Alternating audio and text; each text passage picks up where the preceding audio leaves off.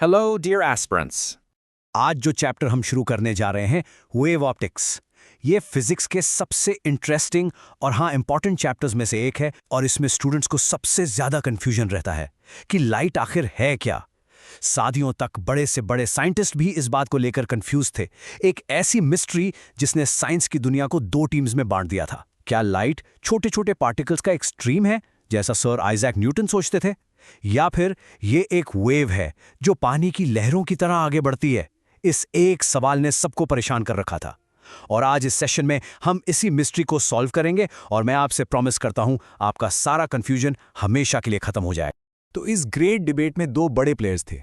एक तरफ थे सर आइजैक न्यूटन, जिनका फिजिक्स में इतना बड़ा नाम था कि उनकी बात को कोई चैलेंज नहीं कर सकता था। उन्होंने कहा कि लाइट कॉर्पस्कल्स यानी एक्सट्रीमली टाइनी पार्टिकल से बनी है और उनकी थ्योरी के अनुसार लाइट जब किसी डेंसर मीडियम जैसे पानी या ग्लास में जाती है तो उसकी स्पीड बढ़ जाती है, वो फास्ट ट्रैवल करती है। दूसरी तरफ थे क्रिश्चियन हॉयगन्स, जिन्होंने कहा नहीं, लाइट एक वेव है, और उनके वेव मॉडल ने ठीक इसका उल्टा प्रिडिक्ट किया कि लाइट डेंसर मीडियम में स्लोअर हो जाती है। यही एक छोटा सा डिफरेंस, स्पीड एंड वाटर, आगे जाकर सबसे बड़ा टर्निंग पॉइंट बना जिसने इस पूरी डिबेट का फैसला कर दिया। तो चलिए अब देखते हैं कि ह्यूगन्स का वो ब्रिलियंट आइडिया आखिर था क्या जिसने वेव थ्योरी की नींव रखी। उन्होंने एक प्रिंसिपल दिया जिसे हम ह्यूगन्स प्रिंसिपल कहते हैं। बेटा, ये प्रिंसिपल लाइट वेव्स कैसे ट्रैवल करती हैं उसकी पूरी रूल बुक है। अगर आपको ये आराम से समझ आ गया ना तो आगे के सारे कॉन्सेप्ट्स, इंटरफेरेंस, डिफ्रैक्शन एकदम क्रिस्टल क्लियर हो जाएंगे। तो सबसे पहले ये वेव फ्रंट होता क्या है। इमेजिन करिए, आपने एक शांत तालाब में एक पत्थर फेंका। जो गोल गोल रिपल्स बनते हैं ना, जो सर्कल्स बाहर की तरफ फैलते हैं, बस उन्हीं सर्कल्स को आप वेव फ्रंट समझ सकते हैं। टेक्निकल टर्म्स में स्क्रीन पर देखिए, ये उन सारे पॉइंट्स का लोकस है जो सेम फेज में वाइब्रेट कर रहे हैं।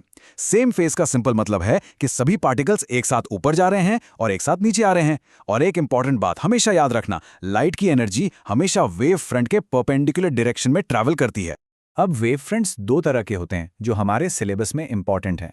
अगर लाइट सोर्स एक छोटा सा पॉइंट है, जैसे एक टाइनी एलईडी बल्ब, तो उससे जो वेव फ्रंट्स निकलेंगे वो हर डायरेक्शन में एक जैसे फैलेंगे, बिल्कुल एक फुटबॉल की तरह। इन्हें हम कहते हैं स्फेरिकल वेव फ्रंट्स।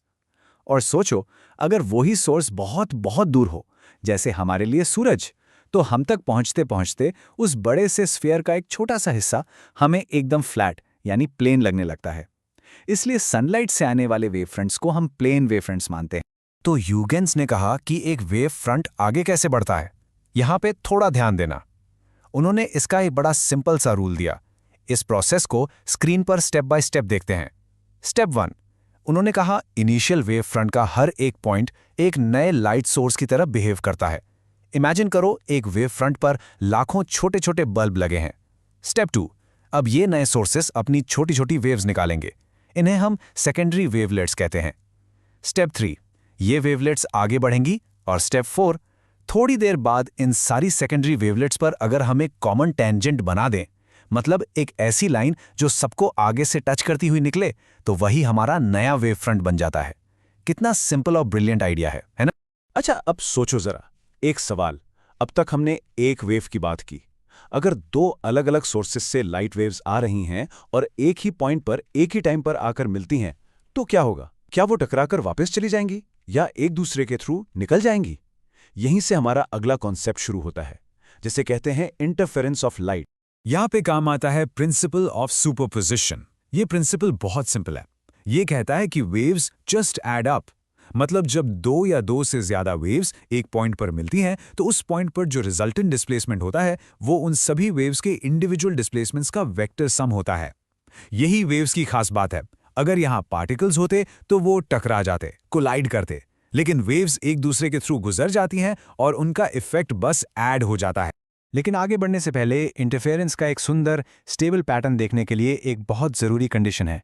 कंडीशन ये है कि हमारे लाइट सोर्सेज कोहेरेंट होने चाहिए। अब ये कोहेरेंट सोर्सेज क्या होते हैं?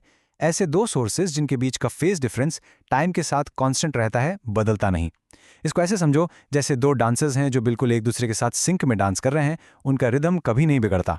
अगर सोर्सेज नॉन कोहेरेंट होंगे, जैसे दो अलग अलग बल्ब्स, तो उनका फेज डिफरेंस इतनी तेजी से बदलेगा कि हमें कोई स्टेबल ब्राइट डार्क पैटर्न नहीं दिखेगा, बस एक एवरेज ब्राइटनेस दिखेगी। अब जब कोहेरेंट सोर्सेज से आई वेव्स मिलती हैं तो दो चीजें हो सकती हैं। First, constructive interference. इसमें दोनों वेव्स इन फेज मिलती हैं, यानी एक का क्रेस्ट दूसरे के क्रेस्ट पर और एक का ट्रॉफ दूसरे के ट्रॉफ पर। रिजल्ट, दोनों का एम्पलीट्यूड जुड़ जाता है और हमें एक बहुत ब्राइट स्पॉट दिखता है, मैक्सिमम इंटेंसिटी। लेकिन अगर इसका उल्टा हो तो तब होता है डिस्ट्रक्टिव इंटरफेरेंस। यहां वेव्स आउट ऑफ फेज मिलती हैं, यानी एक का क्रेस्ट दूसरे के ट्रॉफ पर। रिजल्ट, दोनों एक दूसरे को कैंसल आउट कर देते हैं और हमें मिलती है जीरो इंटेंसिटी, यानी एक बिल्कुल डार्क स्पॉट। अब बेटा यहाँ पे टोन थोड़ा सीरियस करते हैं। तो ये कंस्ट्रक्टिव और डिस्ट्रक्टिव इंटरफेरेंस कब होता है, इसकी कुछ मैथमेटिकल कंडीशंस हैं। ये जो टेबल आप स्क्रीन पर देख रहे हो ना, this is the exam master table. ये पॉइंट इंपॉर्टेंट है, प्लीज स्क्रीन को पॉज करके इसको नोट कर लेना। कंस्ट्रक्टिव इंटरफेरेंस यानी ब्राइट स्पॉट के लिए दोनों वेव्स के बीच का पाथ डिफरेंस n लैम्डा होना चाहिए और phase difference even multiple of pi. और डिस्ट्रक्टिव इंटरफेरेंस यानी डार्क स्पॉट के लिए पाथ डिफरेंस n + 0.5 लैम्डा और phase difference odd multiple of pi होना चाहिए। इस टेबल से डायरेक्ट क्वेश्चंस आते हैं, इसको बिल्कुल मत भूल। अब तक हमने जो भी थ्योरी पढ़ी, सुपरपोजिशन, कोहेरेंस, इंटरफेरेंस, इन सब का आखिरी और सबसे बड़ा प्रूफ दिया थॉमस यंग ने अपने फेमस डबल स्लिट एक्सपेरिमेंट से। इसे हम YDSE भी कहते हैं। ये वो एक्सपेरिमेंट था जिसने न्यूटन की कॉर्पस्क्यूलर थ्योरी पर सवाल उठा दिए और वेव नेचर ऑफ लाइट को हमेशा के लिए एस्टैब्लिश कर दिया। चलिए देखते हैं उन्होंने ऐसा क्या कमाल किया था। स्क्रीन पर देखिए यंग ने कितना क्लेवर सेटअप बनाया। उन्होंने पहले एक सिंगल लाइट सोर्स लिया S, उसकी लाइट को आगे रखी एक स्क्रीन से पास कराया जिसमें दो बहुत ही पतली और पास पास स्लिट्स थीं S1 और S2, और बस यहां उन्होंने हाइगेंस प्रिंसिपल का इस्तेमाल किया। अब ये दोनों स्लिट्स S1 और S2 दो नए लाइट सोर्सेज की तरह बिहेव करने लगी, और क्योंकि दोनों एक ही ओरिजिनल सोर्स S से बनी हैं, इसलिए ये दोनों सोर्सेज आपस में परफेक्टली कोहेरेंट थे। यही उनका मास्टर स्ट्रोक था, एक सिंगल बल्ब से दो परफेक्टली सिंक्ड सोर्सेज बना लेना। तो अब मेरा आपसे सवाल है, जब इन दो कोहेरेंट सोर्सेज से लाइट निकली और आगे रखी स्क्रीन पर पड़ी तो वहां क्या दिखा होगा? अगर लाइट पार्टिकल होती तो स्क्रीन पर सीधा स्लिट्स के सामने दो ब्राइट लाइंस दिखनी चाहिए थी आमने सामने। क्या वैसा ही हुआ होगा? सोचो जरा। स्क्रीन पे जो देखा उसने सबको हैरान कर दिया। वहां ना एक लाइन थी ना दो, वहां एक पूरा पैटर्न था, एक के बाद एक आती हुई ऑल्टरनेटिंग ब्राइट और डार्क बैंड्स का। इन बैंड्स को हम फ्रिंजेस कहते हैं।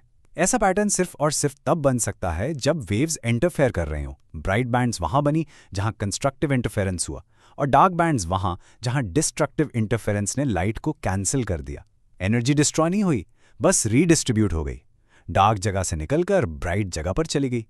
And this brilliantly illustrates the wave nature of light. Interference ने तो वेव थ्योरी को प्रूव कर दिया, लेकिन लाइट के पास दो और ऐसी प्रॉपर्टीज हैं जो पार्टिकल थ्योरी बिल्कुल एक्सप्लेन नहीं कर सकती, और वो सिर्फ वेव्स ही शो करती हैं। चलिए इन आखिरी दो पीसेस ऑफ द पजल को भी जल्दी से समझ लेते हैं। ये हैं डिफ्रैक्शन और पोलराइजेशन। डिफ्रैक्शन का सिंपल सा मतलब है लाइट का किसी छोटे ऑब्स्टिकल के कॉर्नर से थोड़ा सा बेंड हो जाना। हम सोचते हैं कि लाइट हमेशा स्ट्रेट लाइन में चलती है, इसलिए शार्प शैडो बननी चाहिए, लेकिन ऐसा होता नहीं है। जब लाइट एक बहुत पतली स्लिट से गुजरती है तो वो थोड़ी सी फैल जाती है, बेंड हो जाती है। इसलिए हमें एक शार्प लाइन की जगह एक ब्रॉड सेंट्रल ब्राइट रीजन दिखता है। ये बेंडिंग ही डिफ्रैक्शन है, और ये पार्टिकल नहीं कर सकता, सिर्फ वेव ही कर सकती है। और हमारा आखिरी कॉन्सेप्ट है पोलराइजेशन, जो लाइट के बारे में एक बहुत ही फंडामेंटल बात प्रूव करता है। ये प्रूव करता है कि लाइट एक ट्रांसवर्स वेव है। अब ट्रांसवर्स वेव क्या होती है? ऐसी वेव जिसमें वाइब्रेशंस वेव के चलने की डायरेक्शन के परपेंडिकुलर हों। जैसे रस्सी में वेव ऊपर नीचे जाती है लेकिन वेव आगे बढ़ती है। नॉर्मल लाइट यानी अनपोलराइज्ड लाइट में इलेक्ट्रिक फील्ड के वाइब्रेशंस हर पॉसिबल डायरेक्शन में होते हैं, लेकिन जब हम इसे एक पोलरॉइड फिल्टर से पास करते हैं तो वो सिर्फ एक ही डायरेक्शन के वाइब्रेशंस को आगे जाने देता है, बाकी सबको ब्लॉक कर देता है। इसको गवर्न करता है मैलिसिस लॉ। ये बिल्कुल वैसे ही है जैसे आप एक वर्टिकल फेंस के बीच से रस्सी की वेव पास कराइए तो सिर्फ वर्टिकल वाइब्रेशंस ही पास होंगे। आपके सनग्लासेस में भी यही टेक्नोलॉजी यूज होती है। तो चलिए, अब तक हमने इस चैप्टर की एक बहुत ही स्ट्रॉन्ग कंसेप्चुअल फाउंडेशन बना ली है। हमने लाइट की पार्टिकल वर्सेस वेव की हिस्टोरिकल जर्नी से शुरू किया और उसके वेव नेचर के सारे प्रूफ्स को एक एक करके समझा। मुझे लगता है अभी आपको क्लियर हो रहा होगा। चलिए एक बार क्विकली रिवाइज कर लेते हैं कि हमने आज क्या क्या सीखा। तो आपके वेव ऑप्टिक्स टूल किट में अब क्या क्या है? सबसे पहले हॉयगेंस प्रिंसिपल, जो बताता है कि हर पॉइंट एक नया सोर्स है। फिर सुपरपोजिशन प्रिंसिपल कि वेव्स सिंपली एड अप हो जाती हैं। इन दोनों से मिलकर होता है इंटरफेरेंस, जिसके लिए कोहेरेंट सोर्सेज जरूरी हैं। इसका सबसे बड़ा प्रूफ है YDSE, जिसमें हमें ब्राइट और डार्क फ्रिंजेस मिलती हैं। फिर हमने देखा डिफ्रैक्शन, यानी लाइट का कॉर्नर से बेंड होना, और आखिर में पोलराइजेशन, जो प्रूव करता है कि लाइट वेव्स ट्रांसवर्स हैं। अगर ये की पॉइंट्स आपको याद रहें तो क्वेश्चन का आंसर देना बहुत ईजी हो जाए। तो आखिर में सबसे जरूरी बात यह है कि लाइट की वेव थियरी सिर्फ एक फिजिक्स की थियरी नहीं है। ये एक कहानी है कि कैसे हम इंसानों ने यूनिवर्स को एक बिल्कुल नए तरीके से देखना सीखा।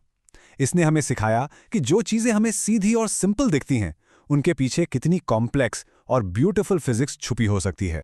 इसलिए हमेशा प्रैक्टिस करते रहिए और हमेशा क्यूरियस रहिए। फिजिक्स को फील करके पढ़िए, हर कॉन्सेप्ट के पीछे की स्टोरी को जानिए। If you find this video helpful, do like, share and subscribe.